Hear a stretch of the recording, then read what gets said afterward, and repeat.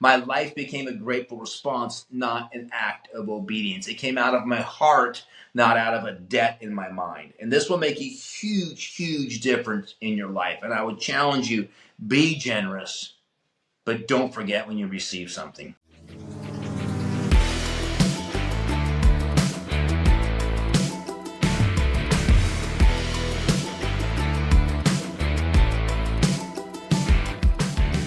Welcome back to the Man Maker Show. We are dedicated to helping men become stronger and more intentional leaders because the fight in every man's life is real and you were created to overcome. We know that hard times make better men, and through adversity, we find our inner warrior. Thanks for showing up and opening your mind in order to make your future greater than your past.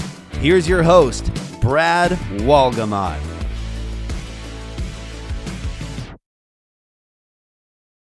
Hey, Rally Wogamot coming to you again for the Man Maker Show. We are about men, great men. Some men that aren't so great but want to be great. That's just usually how most of us start off. I think I talked about a few episodes back that a really crappy place is what the beginning looks like. Deep failure, deep struggle, poverty, poor decisions is what a great victory looks like in the very beginning. It doesn't look like sunshine and rainbows. It starts with a deep motivation of lots of failure. So that's what we're about. We're about rising you up. And I'm going to try to give you 4 or 5 key things to think about tonight, things that you apply, things if you put up on your wall, things if you could track. I used to have things on my steering wheel, my daily fundamentals, and I would just check. Did I listen to my audio? Did I read? Did I talk to my mentor? Did I take my basic steps building my company? Did I do what I need to do every day? Hold myself accountable to the fundamentals that when you add them up over time, create great results. I want to talk to you tonight about family legacy. Now that's an interesting concept because some of you might come from some pretty solid pedigree and you know you have grown up under great parenting, right? My dear friend Dom and his brother Lucas were raised in the McKenna family, Peter and Helen, who were tremendous global leaders. They've grown up in significant pedigree. Right, you look at my friend Jamie Head, who grew up under the mentorship of Jim and Judy Head. You look at the Duncan children that grew up under Brad and Julie Duncan. You look at the Preers. I mean, there's a lot of people that have grown up around great leadership. Most people did not, and for some reason, it's hard for people that have never been around greatness to say, "I'm going to be the first. I'm going to be the one. I'm going to create the legacy." It sounds arrogant, but to me, my picture above the mantle in the home, that it started with me, that I was the one that broke the chains of alcoholism. I was the one that broke the chains of poverty. I was the one that broke the chains of complete economic collapse. I was the one that said it stops with me. That's enough. I am going to be the one that creates a proud legacy moment. That anybody that bears my name will live a charmed life because of the decisions of my life. And I'm going to promise you something, folks. That is available to all of you. As I said in one of the last episodes, the one thing that never goes on a slump, that never has to have perfect timing, and that is straight up hustle. You get on the baseball field, the basketball court, you can be in a slump. But you know one thing that doesn't slump? Hard work. And so we're going to talk about tonight about creating a legacy. And I don't know if there's a more important subject. I have a very dear friend, Mike Perard, who has developed incredible development programs about a legacy. He built a family crest for his family. And in the crest are all these different markings of what it means to be a Perard. It means this and it means that. And the kids, they talked about it at dinner and they raised up. They're really great young men and women because it was bred into them that this is what it means to be this family. Well, anybody can create a legacy. Anybody can create that, right? Anybody can create a brand of what it means to be a Wogamot. And for me, I guess to say I grew up in a pretty good family. My parents were married for a long time. My dad was relatively successful. My mom stayed home with us for the most part. I had 2 brothers and a sister that are good people. I mean, for the most part, I had a pretty charmed life. But if you'd asked me as a kid, I would say, "Oh, it's so rough," because you just don't know what you don't know. I can tell you as an adult, I made a determination that there were things that I was going to do that was going to separate me from my family legacy. And I won't talk about the things of the dirt. I just decided I am going to be a man that's going to set a pattern that anybody can follow. And if you follow it with the hard work and the humility and the grind, then you will live a charmed life. And that's a big part of what we're going to try to grind on tonight is to how do you create a legacy? Now, it's said that the measure of a man's success is based on the measure of the obstacles they had to overcome to become great. So if you're in a situation where the fit has hit the shan and you got all kinds of struggles personally or your parents, right? What are you going to do differently? Right? I got a really dear friend of mine, name's Greg Francis, Greg and Jackie, and they have an amazing family, and I just respect them in every facet of life. And every time Greg tells me about his childhood, I get somewhere between pissed off and weepy, because it just doesn't seem fair that a kid should have to grow up with this kind of a condition. But he made a determination that he was not going to be that person. I don't mean it as a big knock against his family. It's just that he had to overcome a lot, but he learned to turn that into internal motivation. And this is what I believe any great person is. They look at the obstacle and say, man, it's 4th and 40, and I'm in there with 30 seconds left, and I mean the odds are stacked against, but I'm going to find a way. It's what makes Patrick Mahomes so incredible. How many fourth quarter come from behind, no matter what's going on, he's going to grind, he's going to fight. So let this define your motivation. Let this define your legacy as a man that overcame. As a man that would have said, lay down, take a nap, go easy, you leaned into it, right? Make that part of your legacy. Make that part of what proud to carry your name because you are this kind of a person, all right? So I'm going to give you 5 keys to help you overcome that adversity. 5 things that I think if you'll anchor them in your life, then you'll be able to set higher standards. You'll be able to create a legacy that anybody bears your name lives a charmed life. You'll create a pattern that if they duplicate it, it creates dynamic success. And to me, success is not rich, right? Success is defined by the progressive realization of a worthwhile goal or dream. Success is a process. Success is not a destination. It's a journey. It's an everyday grind. And I want my kids to grind till the day they die. I want them to understand that success is a process of overcoming. And as soon as you've overcome everything and you begin to pursue comfort, that's the beginning of death. Right? Aging is the aggressive pursuit of comfort. So first and foremost, number one thing, you've got to set high expectations. There's a saying a friend of mine shared with me years ago, and he said this, very simple. You'll never rise above your level of expectation. Now, I was taught the opposite of this, okay? I love to golf, and it was a big part of my life for a long time. And then there was years I didn't play, and then I got back to it, and I had a chance to really get serious with my dad golfing, and he trained me to never get your hopes up.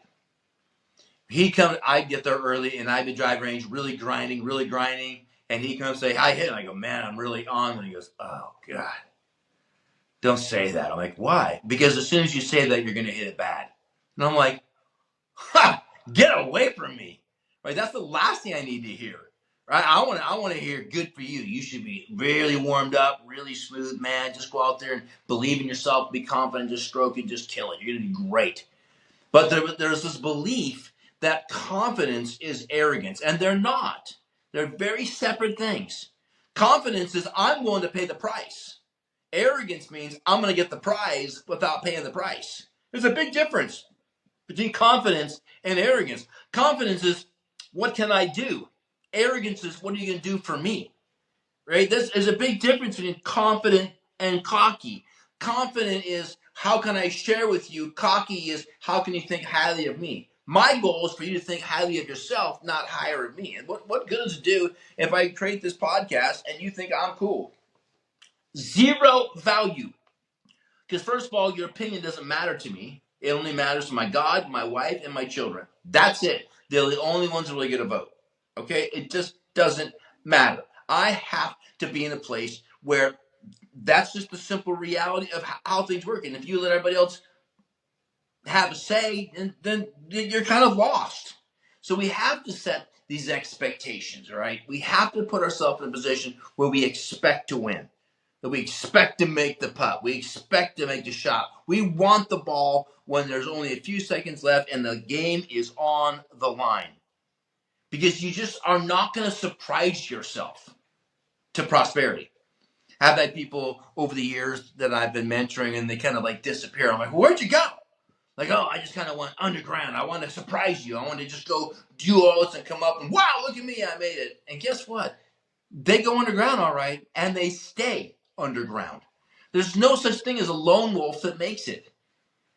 But it's a nature of, I don't want to set expectations because I'm setting myself up for failure. I don't want the people to know that I have big dreams so that if I fail, they can laugh at me. No, I want the pressure of knowing that people are going to laugh at me. Now, I'm not going to say I'm going to do all these things in an arrogant, pompous, blowhard way. I'm just going to do it in a way because I know that the power of life and death lies in my spoken word. If I say I'm cold, I am more cold. If I say I'm tired, I am more tired. I'm not going to say anything that doesn't serve the greater good. So my expectation is I expect to win. I saw an interview by Tiger Woods being interviewed by Curtis Strange. Curtis Strange, one of the greatest golfers in former history, if you will, back in the 80s. And Tiger's just coming out. And he was interviewing Tiger, and he said, so what's your expectations? He says, well, I expect to win. And Curtis is like, well, that's pretty arrogant, isn't it? He goes, yeah, maybe. But I didn't come here for second. My dad says second sucks and third's worse. I've come here for one reason, and that is to win. So why did I expect anything else? He goes, oh, you'll learn. And Tiger went on to be one of the winningest golfers, if not the winningest golfer in the history of the game. Maybe one or two short on majors, but arguably the GOAT in the golf world. So let's just be honest. If you don't have an expectation, you're not willing to go through the things that it takes to get there, right? Michael Jordan failed all the time, but he consistently said you have to expect that things will go your way if you're willing to execute. Because I don't think you'll do the things you need to do if you don't have a high expectation of winning. You'll rise and fall at your level of expectation. So set them and anchor them. That's not arrogant. That's not cocky. And yes, it's risky. But getting somewhere big is not going to be by playing it safe. Right? What's the old saying? You don't make a scalpel safe by dulling it. You make a scalpel safe by putting it in the hands of someone who knows how to yield it. And so when I speak my convictions, when I set my expectations, it isn't arrogance. I'm not going to play it down to play it safe. I'm going to put my vision and my dream in the hands of a mentor or a God or my wife that's going to say, I'm with you. Let's go. Someone that encourages me to be confident, to be bold, to go for it. All right. Second key, be intentional. Kind of a buzzword today, but what does it mean? It means on purpose. What does that mean? That means set very specific goals with dates and times. That means set some accountability so that these goals are known by others, probably your mentor, your coach, your spouses, your kids. One of my favorite things to do was put things on the refrigerator. When I had certain goals, whatever in my life, we did things. Like Shelly and I have that now in our life. In different facets of growth and development. We hit these things, we're going to reward ourselves with these things. We set these intentional goals and let them be known. Let that pressure build you, right? What did we say earlier? The size of a man's accomplishments are determined by the size of the adversity that they had to overcome to get the accomplishment. So when you set a big goal, it's a big wall. Now, don't go setting goals without being intentional and knowing that you're going to hold yourself accountable to it. There was this person years ago, and I got to be careful I say these things because I'm sure they listen to these podcasts, but they had very, very, very, very big dreams. But they were kind of so grandiose, I don't think they broke it down to the target goals because the things they were talking about were so huge, which I'm in favor, and I had to ask myself, what do I do with this? I had to go, well, that's awesome.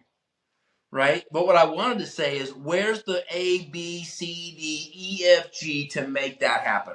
You need to have some goals. You need to have things you're going to track. You need dates and accountability. Otherwise, they're just hallucinations. They're just wishful things. And that's what gives dreams a bad name.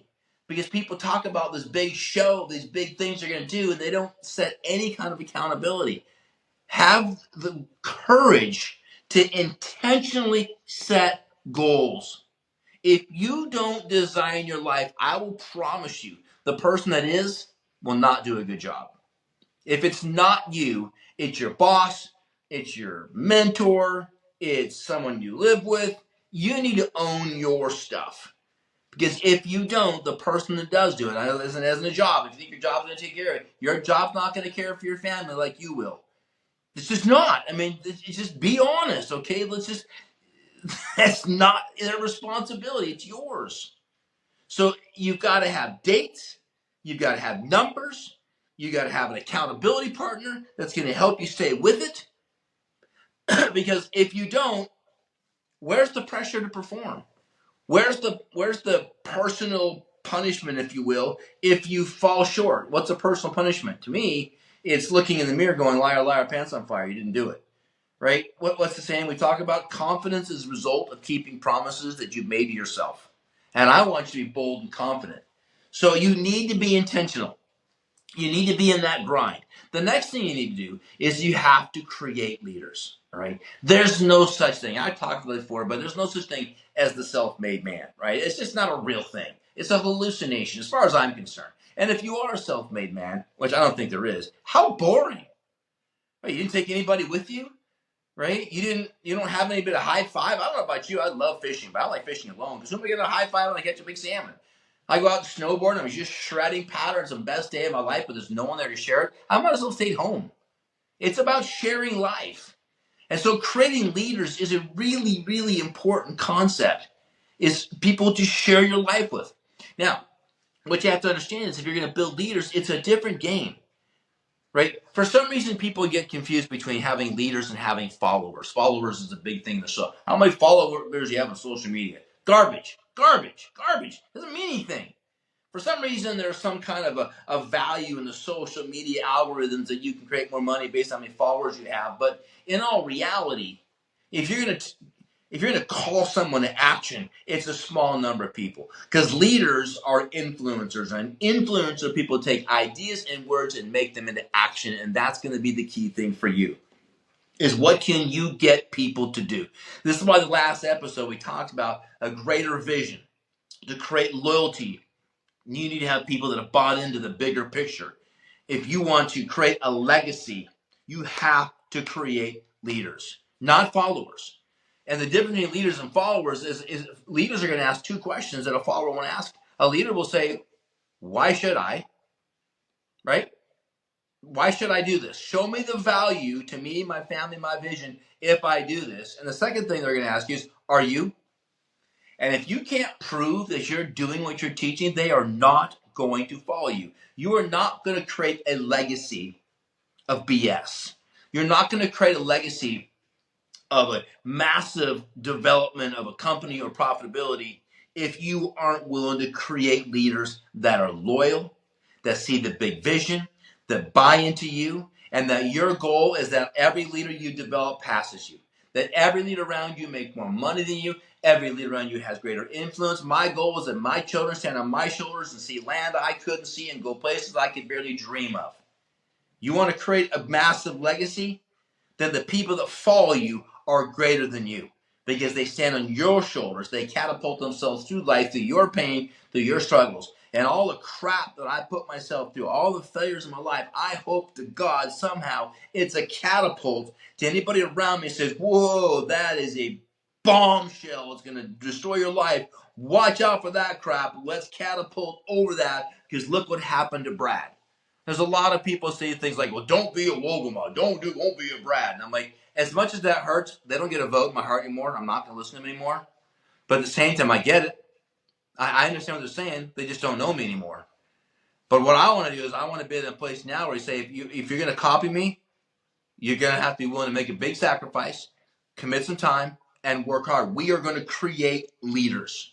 We are going to create men and women of influence. And that's what we need in the Man Maker Show. We need more of you being men, sharing testimonies, coming on this podcast with me and telling your story about how hard it was and how you got back up. Many of you have seen the ones by Keith Sconyers, and you heard his story. I think he could have spent an hour talking about the drug-infested childhood and the abuse and the neglect and how difficult and awful it was, and yet how tremendously successful and influential and positive and optimistic and encouraging and a dear friend that he is, because he was willing to overcome so much. I'm so proud of him, and the list goes on and on and on and on.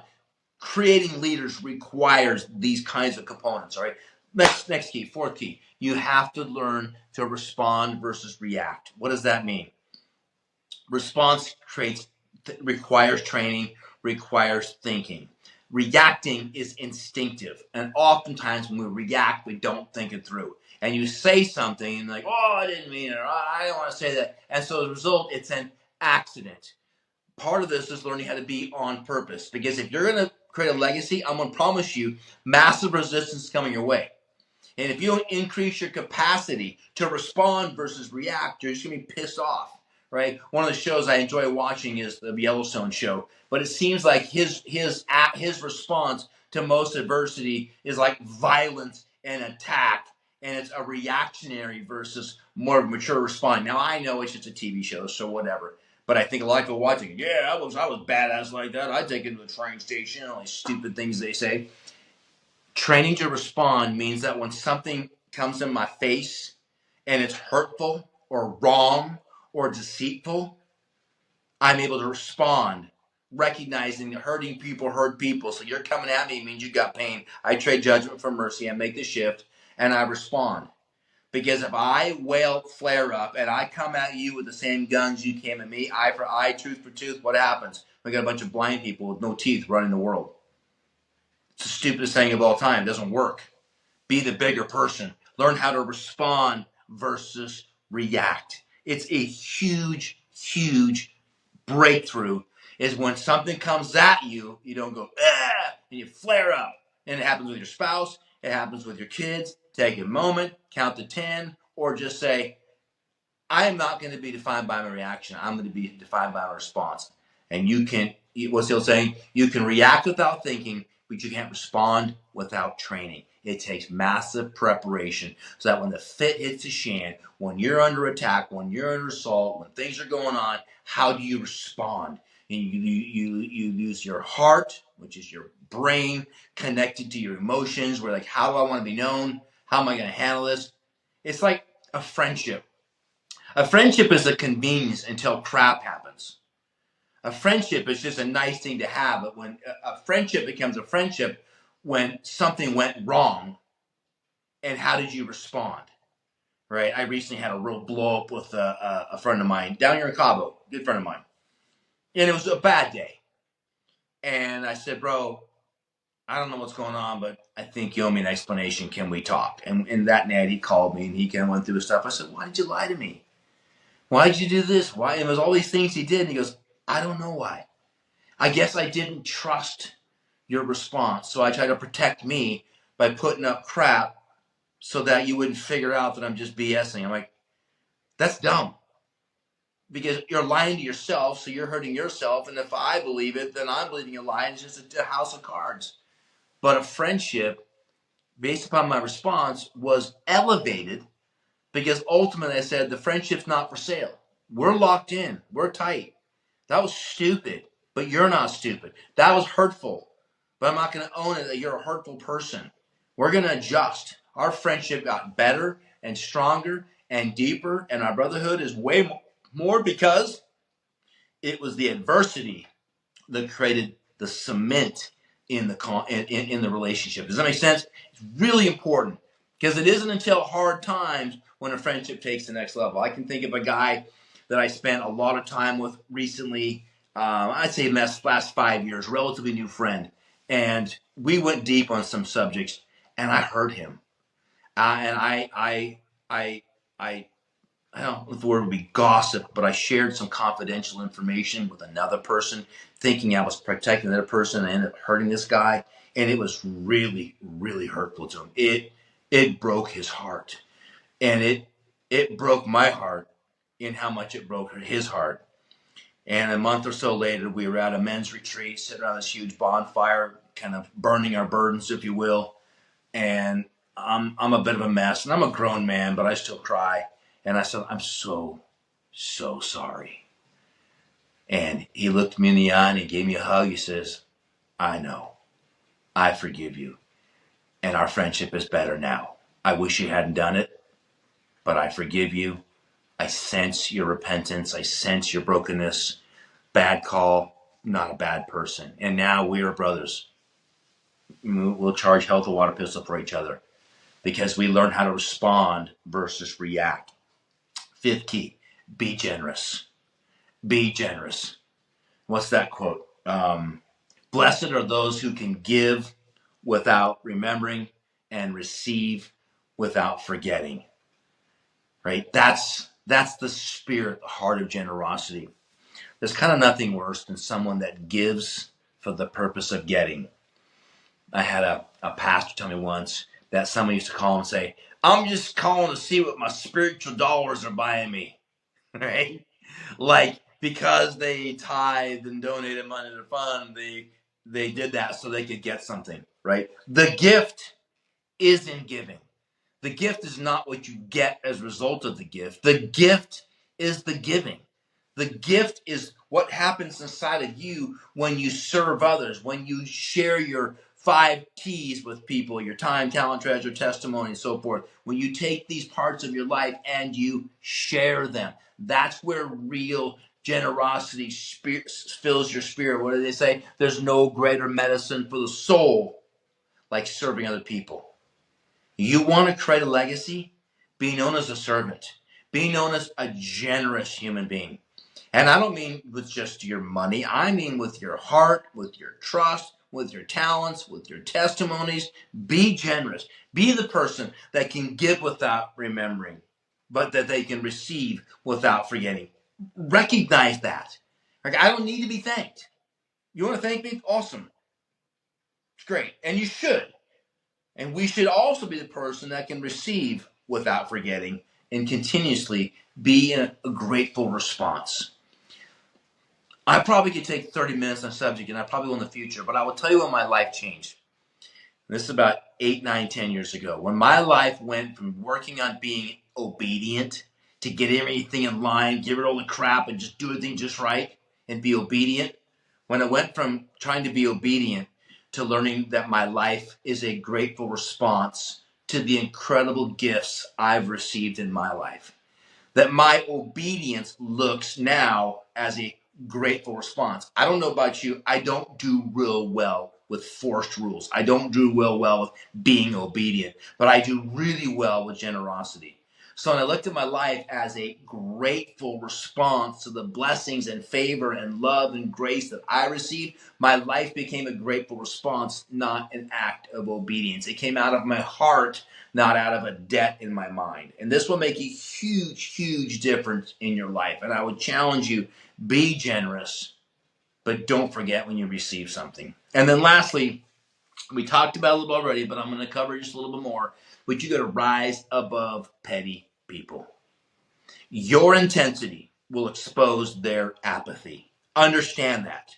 When you're on fire for something, you make someone that's wet and cold very uncomfortable. You lift the rock, the crabs scatter. When you're on fire for a dream, it makes the non-dreamers very uncomfortable. And how do they typically respond? They make fun of you. They mock you. They try to drag you up. They try to convince you to do things that are inconsistent with your character or inconsistent with your vision. Do not give petty people a chance, right? What's that old saying? Great minds discuss ideas, average minds discuss events, and small minds discuss people. So don't allow yourself to fall in that trap. It's not worth talking about people. Let's talk about what it means to be great, where we discuss ideas and visions and make plans to come together to make an impact. You want to be a man and woman of legacy? These are the keys. You talk about ideas, secondly, events, and never people, because it just doesn't accomplish anything. And when they talk about you, they don't get a vote. Don't give them any power. Don't give them the time of day. They're lost, they're jealous, and you're going for it. Don't even say they're jealous. Just say something like, it's a shame they don't get the big picture. It's okay. Maybe they'll come around the second time around. Maybe my success will inspire their breakthrough. Because your intensity will expose their apathy. And when people are exposed, they do things, say things, act crazy ways. In fact, let me just put it this way. If you're not getting some crazy around you, you're probably not thinking big enough. You're not dreaming big enough. You're not expecting big enough. You need to make people feel uncomfortable in your intensity. And instead of lowering yourself, make them feel comfortable, learn how to say things that draw them up to join you in your intensity. That's loyalty. That's legacy. That's greatness. Instead of shrinking your levels for their comfort, stay strong, be bold, expect great things, and bring them with you. That is what a man maker does. And if you want to be a man maker, or you want to be a maker of men, then embrace these things. Write them down. Put them on your wall. Challenge yourself every day. High expectations beyond what most of the things possible. Be intentional. Set goals. Set dates. Make it happen. Be committed to grow people around you. Grow leaders. You can find a few, but for the most part, you're going to find them in broken places, and you're going to grow them. Train to respond versus react. Be generous, and don't let petty people steal your dream or slow you down. There's greatness waiting for you. I know that because you're a human being / human doing. There's greatness waiting for you. Take a chance. Be bold. Speak big things, then back it up with some goals and see what happens. You might just shock yourself. All right? Hope that helps. Look forward to your comments. Stay strong. Be well. Be a man maker. Elevate your game. Bradley Wilma signing out. Man Maker Show out.